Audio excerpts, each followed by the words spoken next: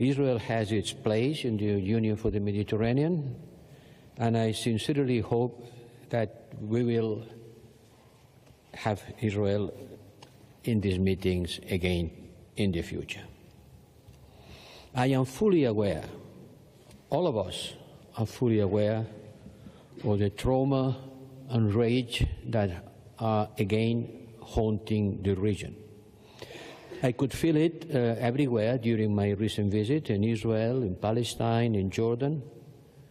Nothing can justify the indiscriminated brutality Hamas unleashed against civilians on the 7th of October, but one horror cannot justify another horror.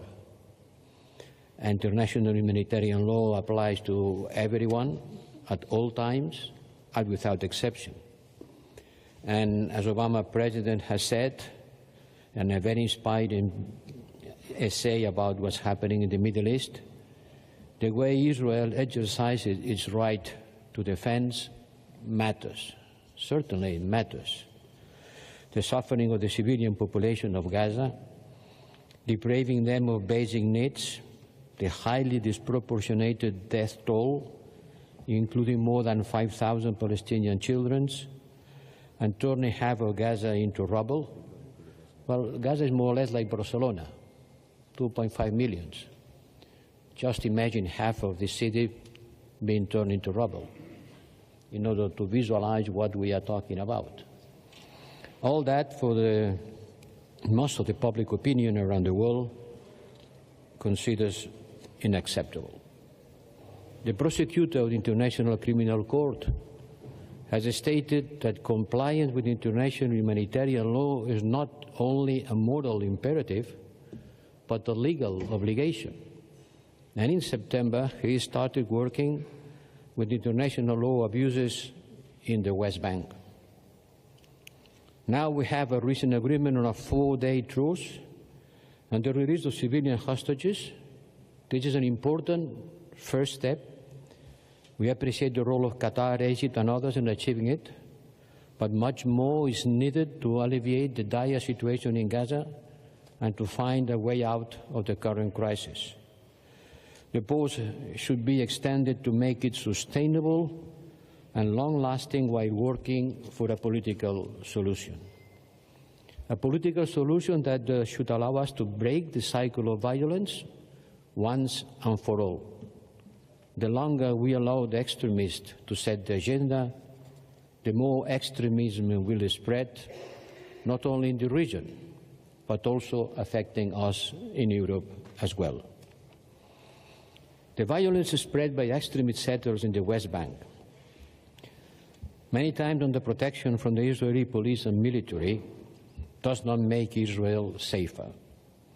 The settlements are Israel's greatest security liability. It is also for that reason that they are considered a grave breach of international humanitarian law. And I was appalled to see that the Israel government plans to allocate another 43 million euros or dollars to increase the settlement activities, and I have condemned it. No army can guarantee a country's safety better than peace can. Several decades of peace with Egypt and Jordan have the proof. But this peace agreement remains incomplete without a peace with Palestinians. A Palestinian state in Gaza, in the West Bank and East Jerusalem is the best and only long-term guarantee for Israel's security. There will not be peace or security for Israel without a Palestinian state. And to all of us in this room, we will all suffer from the consequences of a failure. A state that has failed to exist is still a failed state, and we'll know what this means for the neighborhood and beyond. The region could not survive another Nakba, and the repercussions will be much worse than anything we have seen. Far too much is at stake for all of us. Regional stability, internal security, cohesion and openness of our societies, the credibility of the rule-based order, our collective ability to cooperate in tackling common challenges, from terrorism to irregular migration. peace between Israel and Palestine has become a strategic imperative for the entire Euro-Mediterranean community and beyond. During my regional tour, I heard from our Arab partners and Israeli experts that Hamas is more than just an organization, a terrorist organization for the Europeans. It's an idea, an ideology, and you cannot kill an idea unless you prove that you have a better one. And to defeat the ideology of Hamas, Palestinians need a credible political prospect for statehood based on international parameters.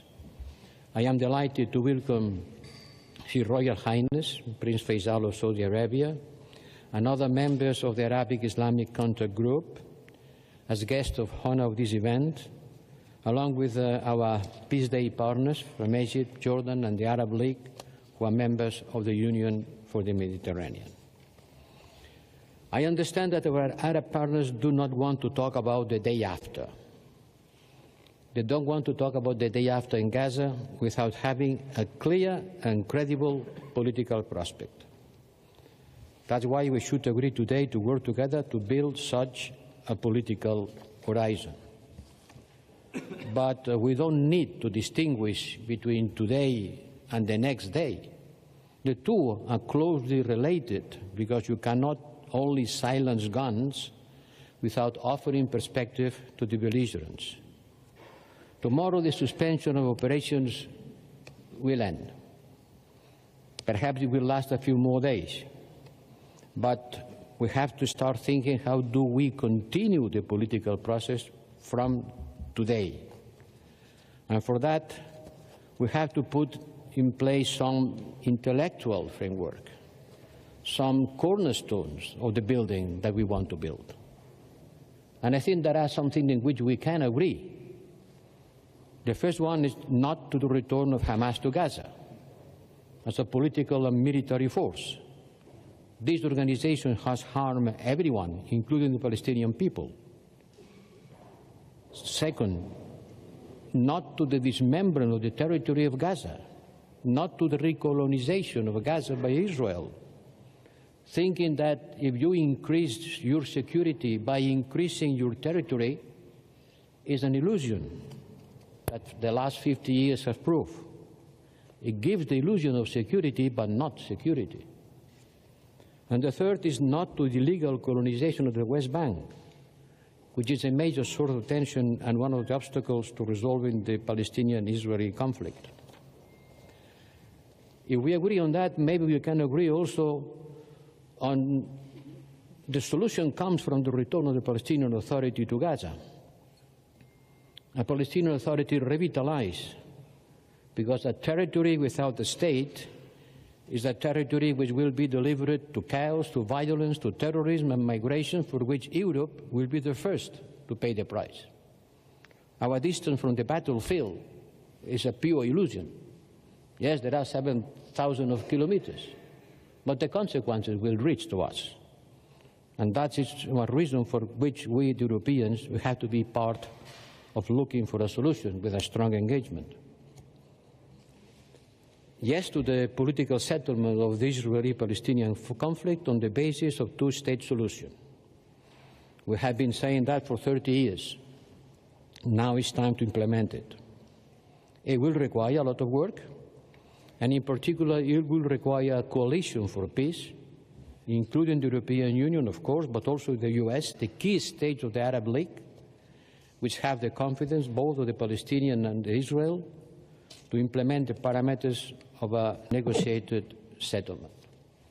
Dear colleagues, the path to peace is still very far away, but it's not unattainable. In the history of the most grave and serious conflicts, there is always a moment when the darkness of the situation can only lead to a horizon of peace, as the war has become unbearable, both for the Israelis and for the Palestinians. And I am convinced that beyond the shocks and emotions, both peoples aspire to peace. A peace based on separation, but peace nonetheless, because both have equal and legitimate right to the same land, so they have to share it. We need to let them to try to agree on that. We need to help them. Alone, they will not be able to do it. And this is our endeavor, and this justifies our meeting, our gathering here today. Thank you. Thank you, Joseph. I think now, Jose.